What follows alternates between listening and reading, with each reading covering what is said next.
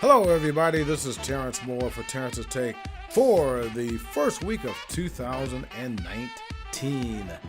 Happy New Year! You know, I would start off by singing the national anthem or something like that, or better yet, the Notre Dame fight song. I've done that on this podcast before. But if I sang the Notre Dame fight song, I guess I would have to sing it like a funeral dirge. Given what happened last weekend in Dallas, Texas, I was there for the Cotton Bowl. Semifinal game of the college football playoff, and they got slaughtered by Clemson. I want to talk about that. Because let the whining begin. Or should I say, let the whining continue. People are whining about the college football playoff in general nowadays. Now, and by the way, on Monday in Santa Clara, California, the Alabama Crimson Tide, number 1 ranked in the country, will play the number 2 ranked Clemson Tigers for the national championship. And this will be the third time in the 5-year history of the college football playoff that has been these two teams, and people can't stand it. And the reason they can't stand it, it goes back to what I have been saying for years, if not decades, why there should have never been a college football playoff. I mean, I saw this coming. You know, remember now, for nearly a century, there was no college football playoff in college football, and everybody was happy. I'll get to that. All right. But first of all, this is what Nick Saban, the coach of Alabama, had to say about Monday's matchup. Each of the previous 3 meetings against Clemson sort of had its own unique identity. What do you see as the common thread in the last 3 times you've played the Tigers?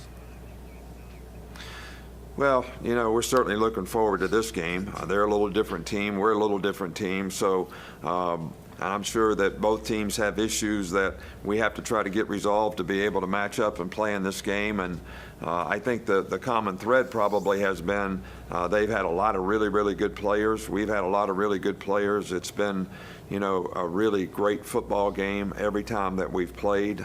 Very physical, very tough. Both teams, you know, playing, you know, their heart out to try to have success in the game. And I think this game will be very similar to that in a lot of ways. Yeah, that was Nick Saban talking to Reese Davis of ESPN. And there's something to be said for Alabama playing Clemson again. And it's something that all of these people who are complaining about the college football playoffs should take note of. And it's something I'm going to tell you about, okay? But right now, I want to point out that, as I predicted, everything about this college football playoff system is evil. Starting with the fact that, as I predicted, in print and on the airways 5, 6, 10, 20, 30 years ago, that if this ever came into fruition, that you could never have enough teams in the playoff. And that they would initially say, oh, no, this is it. We're not going to have any more than this. So right now there are 4 teams. And when they came up with the 4-team format, everybody said, okay, well, that's good. It's not going to expand beyond that. Now people want 8 teams. Some want 12. Mike Leach of Washington State, the coach there, he wants 64, if not more. That rhymes. I didn't mean for it to rhyme. But Mike Leach once wanted every team at the top level of college football to be in the playoffs. Can you imagine that? So, and we all know what that's all about, because the more coaches want this, no doubt about it, and also athletic directors, because the more openings you have in a college football playoff system, the less chance that the coaches and athletic directors have to be fired. Because they're going to say, hey, we made the playoffs. What are you talking about? But if you only have 4 and you don't make it, people are saying, why didn't you make it? Fans want it, of course, because they just want to see football. But there's so many reasons why we shouldn't even have this thing. But anyway, the whining is really going full force because of what happened last weekend. Or I should say in addition to what happened last weekend. You had Alabama clobbering Oklahoma. Oklahoma was 4th ranked in the country. Alabama destroyed them in the one semifinal game in the Orange Bowl in Miami. But the thing that really set people off was the game I was at the Cotton Bowl when Notre Dame, number 3 ranked in the country, lost to number 2 ranked Clemson 30-3. That was a bad loss, but was it really? Alabama has got the dynasty of our time. Yeah, maybe of all time. Yeah, they've won 5 national championships now since Nick Saban's been there in 2007. That's pretty good considering we're supposedly in an era somewhat of parity. But nobody's looking at Clemson. Clemson has only won 1 national championship in that stretch, and that was over Alabama 2 years ago. Yet here is a Clemson team that has won 57 of his last 61 games. That's pretty close to a dynasty to me. So Notre Dame lost to that Clemson team. That's not terribly bad.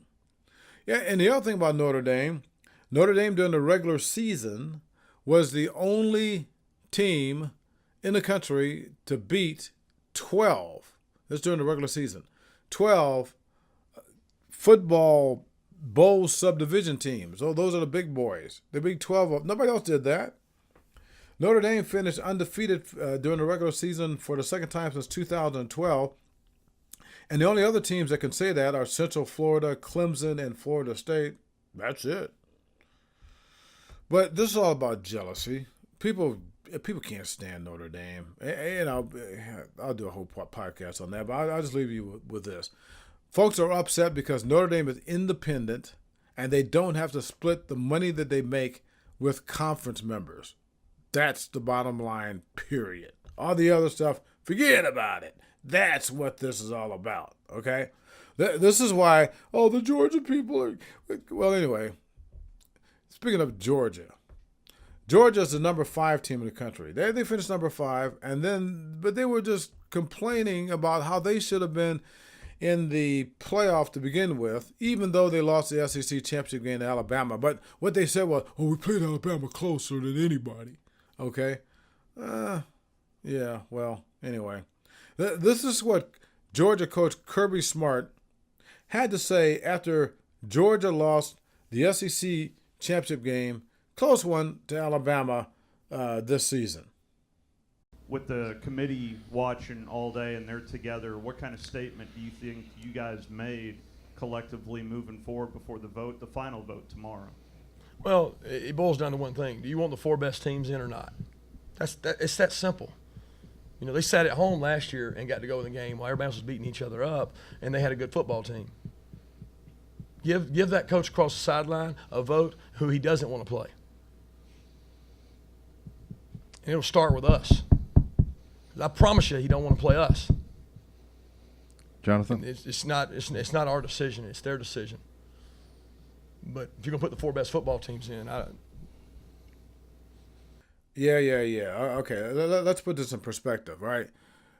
This is the same Georgia team that lost to Alabama. Yeah, right. They lost. Did you hear me? They lost. Yeah, to hear Kirby Smart and all these Bulldog fanatics tell it, they lost to Alabama in SEC championship. And it gets worse. Georgia blew a 2-touchdown lead in the second quarter at Mercedes-Benz Stadium here in Atlanta, Georgia, which means that was essentially a home game for Georgia. Georgia's only like an hour and 15, 20-minute drive to the east from here. But it gets worse. That's the same Georgia team that was playing for the national championship last season against Alabama in that very same Mercedes-Benz Stadium, which means that it was also another home game. And they also blew a double-digit lead in the second half in that one, the Bulldogs did. This is the same Georgia team, let's get back to this season, that lost by 20 points to LSU. But they're saying that they deserve to be in the playoff over Notre Dame. And it gets worse. That same Georgia team plays Texas in the Sugar Bowl, a Texas team that was ranked, 10 slots lower than Georgia. They were the 15th team in the country, Texas, and Texas just dominated Georgia the entire game, the Sugar Bowl the other day. Texas won 28-21. I mean, the score is deceptive because it wasn't until Georgia had a late rally in the back near the end. So Georgia thought it should be in the play. Give me a break. Now you got all these fans around here talking about, well, it's because they weren't motivated. Well, then if they're not motivated to play in a bowl game, that means they should not even be thinking about being in the playoffs. You don't want a team like that playing for a national championship. That was the number 5 team in the country. And you got people saying they want the majority of the people say, well, let's just expand to 8. Okay, it's just so hard to choose because you got 8 great teams. I mean, okay, so that was number 5. We already told you Alabama number 1, Clemson number 2, and by the way, Alabama and Clemson, the number 1 and number 2 ranked teams in the country, they're playing for the national championship. Interesting how that works. Number 3 was Notre Dame, which lost to number 2 Clemson, which is not all that bad. Number 4 Oklahoma. Okay, got hammered by number 1 Alabama. Again, the dynasty of our time, if not of all time. Nothing embarrassing about that. Yet, number 5 Georgia, the Bulldogs and their fans were just totally delusional. We should have been it. They got just absolutely annihilated. Don't go by the final score, by Texas. Oh, and then let's go to the number 16. The number 16, and remember now people say, well, the top 8 should be, we should expand the playoffs, should be the top 8. The number 16 was Ohio State. And Ohio State, you got Urban Meyer, who says that he's coaching his last game. Yeah, right. So you think they would be playing for the coach. And I guess they were in the beginning in the Rose Bowl against Washington. Ohio State led 28-3. That was until Washington scored 20 straight points in the fourth quarter and almost beat them. That's the number 6 team in the country. Another team that people said, well, you could see them in the playoffs over Notre Dame. It's always over Notre Dame. Okay, well, look, they just almost got beat by Washington in the Rose Bowl. So we got number 1, number 2, number 3, number 4, number 5, number 6. Okay, number 7. Who was number 7? Number 7. Oh, number 7 was Michigan.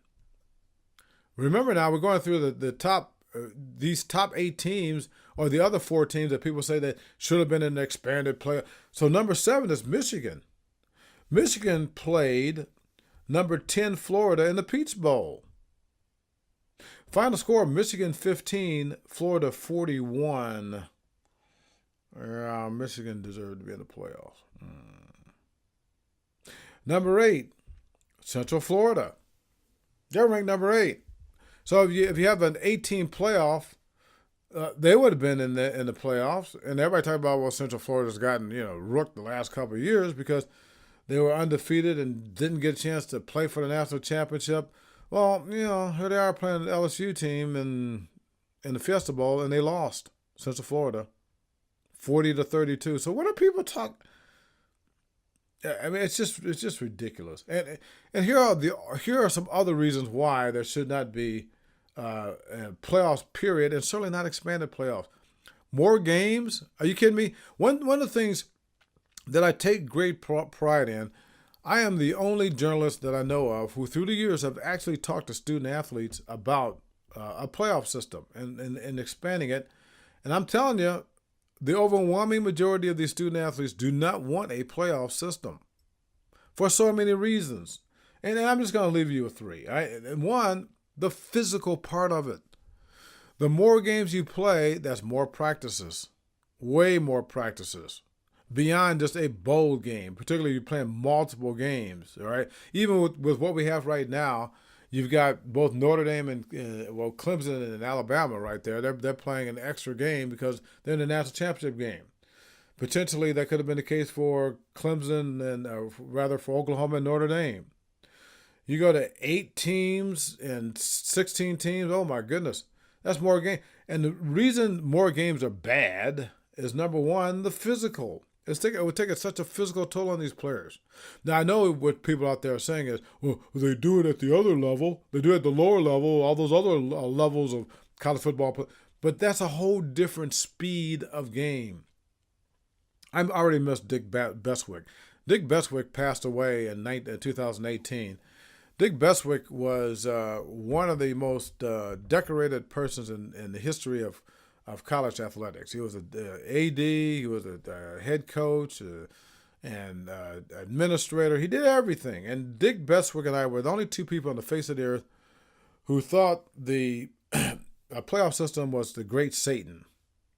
And I did many a column with Dick Bestwick talking about it. And we talked about this physical thing, about the players are just different sizes at those lower levels of college football, where the wear and tear on their body is not the same as you have when you start having the big boys playing these extra games. And by the way, people will say, well, they do it in the NFL. These aren't NFL players. NFL players are trained so they can play in the playoff postseason, put it that way, an extended postseason. And the last I checked, the players in the NFL get paid pretty big money to do that. In college, they get paid zero. They don't get paid. Yeah, scholarship money doesn't count. So you want these guys to play anyway. That's just ridiculous. People got to think that out. And again, I talk to players who talk about this. The other thing is this. Contrary to popular belief, there is such a thing called the student athlete. There really is. I mean, a lot of these kids actually study out there. And I want to do it this way. Let's say an average college football team has 120 players. Of those 120 players, and let's just go for the juggler. Let's just deal with your average SEC team. Let's go with Alabama. Alabama, during the course of a given year, might have, let's go on the high side, the ridiculous high side. Let's say that Alabama will have 10 out of those 120 players who might actually make an NFL roster. That's a very low percentage. And let's say that, sticking with Alabama, let's just say that there's maybe another 40 players who have psyched themselves up to believe that they, can make it to the NFL or professional football. They've had various leagues out there now. So, I mean, so they're not going to study as hard. But anyway, let's do that math. 40 who think they might, 10 who actually make rosters, that's 50. And in the 10 that make the roster, we don't know how long that's going to be. So 50 from 120. I was an econ major at Miami University, so no math was involved per se. But that's 70. That means you got 70 players, the overwhelming majority of the players, who really got to start thinking about trying to graduate. And you start adding extra games, that means extra practices, extra meetings, extra time for them to be away from doing classroom work while being banged up more and more, so that's not good. The other reason to not have the college football playoff, as far as the evils are concerned, all of which I predicted, there really wasn't anything wrong with the previous system. And people say, well, this way you can get a true champion. Yeah, the other system was not that bad. You generally got a true champion with the other system. You can only think of a handful of times when people can make a case for one team or over another. And I can remember back in 1990, you had UPI naming Georgia Tech the national champion, and AP named somebody else. I can't even remember who it was, but it might have been Colorado. But I mean, so you got two teams. It was Colorado. So you got two teams right there who can say that they were national champions. Well, what's wrong with that? Two schools can celebrate, all right? But for the most part, they got it right. And here's an example. Did I mention that Nick Saban has won 5 national championships since he's been at Alabama? 6 overall. He won at LSU. But let's stick with Alabama. 3 of the 5 national championships that Nick Saban has won for the Crimson Tide came before we had the college football playoff. I mean, that's back when we had the Bowl Championship Series. And back during the time when you used to have computers and and polls decide national champions. And given the fact that Alabama has won 2 now under the BCS, kind of looks like the previous system got it right. Because Alabama has proven to be the dominant team of our time. Clemson still would be the same high ranking and probably playing the national championship game the same way as they're doing now with Alabama. So it's just ridiculous. We need the old system. Nothing wrong with the old system. And as a matter of fact, I'm thinking right now to my Aunt Flossie. Well, my Aunt Flossie used to have this prophetic statement in times like these. You ready?